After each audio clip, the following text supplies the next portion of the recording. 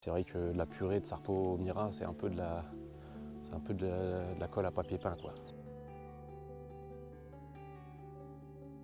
Voilà, donc là c'est dimanche matin, donc je vais faire mon petit tour des cultures, voir où ça en est, voir s'il faut intervenir, s'il faut désherber, s'il faut passer un coup d'outil ou des choses comme ça. Donc ici c'est la parcelle où on va faire vraiment les cultures vivrières, hein, celles qui remplissent le ventre. Donc là on a le blé, donc c'est un blé tendre. Donc pour l'instant ça va, hein, ça se porte pas trop mal. Donc il a épié. Alors là, le plus gros problème qu'on va avoir, ça va être les moineaux, donc il va falloir surveiller ça, s'ils font pas trop de dégâts. Là, on a les tomates, donc on met environ 50 pieds de tomates. Alors on utilise la structure de la serre pour ensuite descendre les ficelles qui vont servir de tuteurs. Voilà, donc elles ont été repiquées la semaine dernière. Ici, on est sur les poivrons. Alors les poivrons, ils ont été repiqués un petit peu tôt parce que je les ai un peu trop bien réussis cette année. Ils étaient vraiment en avance. J'aurais préféré les mettre en terre un peu plus tard, mais voilà, on voit que ça porte déjà des fruits. Donc on a ici, ça c'est des piments. Donc 23 mai. Pour moi, je trouve que c'est un peu tôt. La terre n'est pas encore assez réchauffée. Alors on a eu de la chance parce qu'on n'a pas eu le gel des seins de glace. Parce que j'ai dû les mettre en terre avant les seins de glace. Donc bon, ça se porte pas trop mal. Je suis assez content pour l'instant. On verra ce que ça donne. Après ça, c'est plus pour le plaisir, hein. Les poivrons, c'est pas, voilà, c'est pas ça qui tient au ventre. Ici, on a la culture de patates. Donc les pommes de terre sont sorties. Donc on a 4 rangées à peu près de 30 mètres. Donc il y a différentes variétés, hein. On a de la Charlotte, on a de la Désirée et on a de la Sarpo, Sarpo Mira, Sarpo Axona, Sarpo Una. Donc ça c'est des variétés très vigoureuses et résistantes au milieu du feuillage. Ça permet en cas d'année vraiment où la Charlotte et la Désirée seraient décimées par le mildiou de récolter quand même de la patate. Ce qui fait qu'on a toujours de la patate à manger. Maintenant les bonnes années, c'est-à-dire quand on va récupérer de la Charlotte et de la Désirée parce que c'était une année correcte, donc bon, c'est quand même en général ce qui se passe. Tout ce qui est sarpo, ce sera passé pour les poules. Ce sera cuit le soir sur la cuisinière à bois qui chauffe tous les soirs en hiver et ce sera passé pour les poules parce que on va pas se mentir, toutes les sarpos, c'est pas vraiment les meilleures patates qui existent. Donc ça permet de pallier, c'est une sécurité en fait pour nous. Si les bonnes patates ne réussissent pas, bon, on a de la sarpo à manger, mais c'est vrai que la purée de Sarpo Mira, c'est un peu de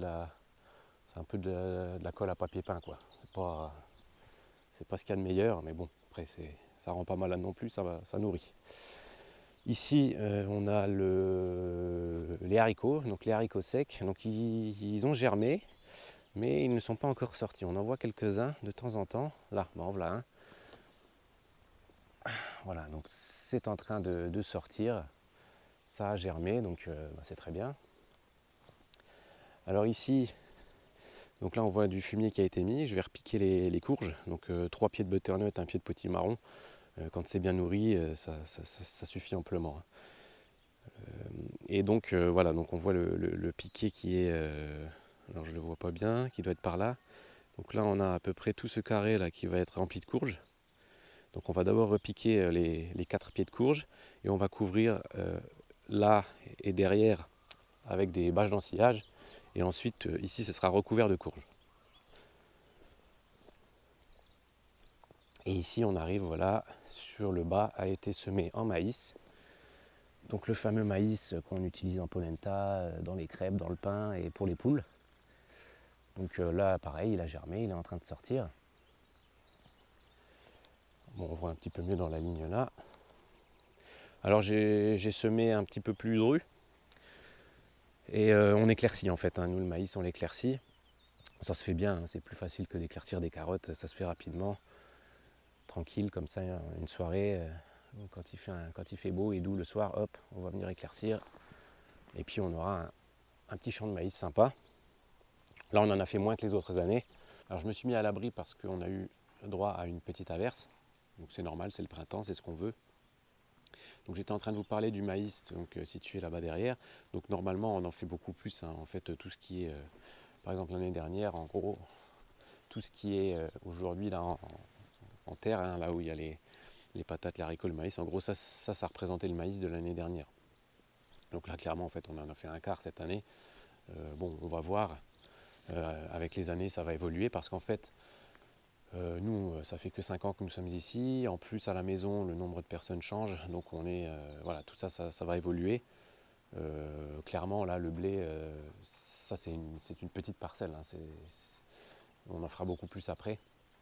Mais on est encore un peu en train de chercher la manière de procéder. On teste un petit peu, enfin, la variété, ça fait maintenant 3 ans que je l'ai, mais voilà, on va voir un petit peu si elle se comporte bien plusieurs années de suite. Parce que si ça se trouve, les 2 premières années, elles étaient bien parce que voilà, on a eu de la chance. Et puis peut-être qu'en fait, c'est pas la variété qu'il faut. Bon, je pense pas. Je pense que ça va bien se passer. Et on peut ici, en tout cas, dans ce coin du terrain, on peut encore augmenter le jardin. Donc avec cette parcelle que j'ai d'ailleurs cultivée pendant 2 ans. Et comme on faisait des trop grosses quantités, en fait, il y a 2 ans, je l'avais repassée en pâture pour les vaches. Mais on peut la recasser pour refaire des surfaces cultivées. Et si ça suffit encore pas, et ce sera très certainement le cas, ça ne suffira encore pas, on ouvrira encore une pâture à un endroit pour refaire une petite surface cultivée ailleurs, quoi. Voilà.